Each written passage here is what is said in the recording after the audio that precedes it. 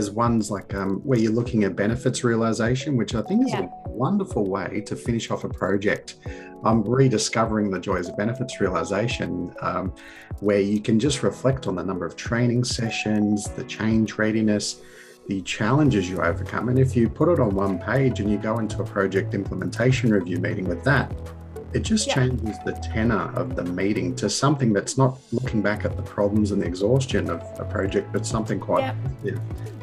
And that's something that I do, whether we're talking about surveys, whether we're talking about dashboards, whether we're talking about the presentations, it is always beginning with the end in mind, because as a contractor in change, as you get to the end of the project, you've got to justify the money that you charged.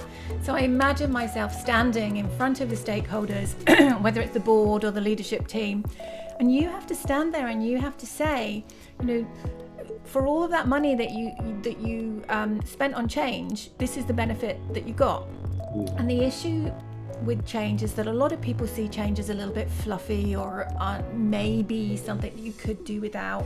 So the challenge that we've got is to get some really hard numbers to prove what did we achieve by doing the change management correctly. Because if I said, look, I just sat outside and I watched people coming in and they seem to be smiling, so therefore I need this metrics that said before we measured this afterwards, and the satisfaction level has gone from 3 to 5 or 3 to 1. Even if it's not gone well, what are we measuring, and what hard evidence have we got? Because your users, and this is something else that I try to get across to people with the templates, is that you have different audiences. So you've got your project, you've got your end users, you've got your leadership team, maybe you've got the board, and they need different bits of you as a change professional. So you can't do one pack, you've got to chop it up in lots of different ways.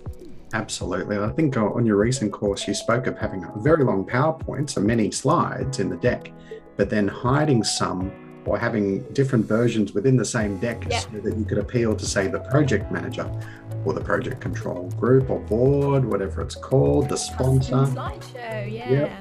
Very, very clever. And I think you're absolutely right. I think when I hear of other people in the change space, thought leaders in that space, a lot of people are talking about change analytics and measuring it. And I think that's what elevates the profession. It becomes a profession in its own right when not only is there a good sense of ethics around it and structure and training, but also being able to measure your success.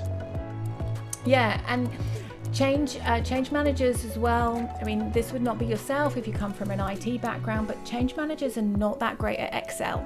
And we really need to be good at Excel, because we've got to crunch those numbers, whether it is measuring how many people logged onto the system, how many people came on my training course, how many bums on seats were there, what is the satisfaction from the surveys. You actually got to be able to get in and get those metrics and then present them on that one page.